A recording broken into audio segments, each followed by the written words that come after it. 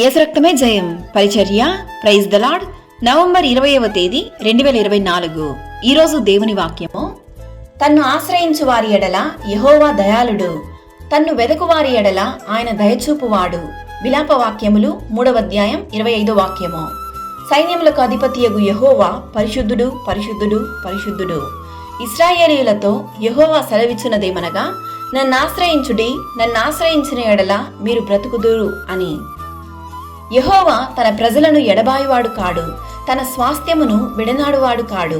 యెహోవా దయాళుడు, ఆయన ఒక్కడే మహా ఆశ్చర్య కార్యములు చేయువాడు.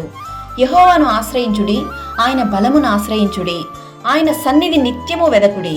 ఈ వాక్యం వింటున్న ప్రియ సహోదరి సహోదరులారా, ప్రతి సమస్యను బట్టి లేక ప్రతి కార్యాన్ని బట్టి నీవు మనుషులను ఆశ్రయించక యేసయ్యను ఆశ్రయించు.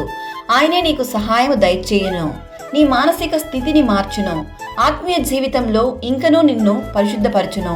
అనారోగ్య సమస్యలు, ఆర్థిక ఇబ్బందులు, కుటుంబంలో సమాధానం లేకపోవుట, ఉద్యోగంలో సమస్యలు, సంఘాలలో సాతాను ప్రభావం, చేతబడులు, ఇలా ఏదైనాను నీవు యెహోవాను ఆశ్రయించుము.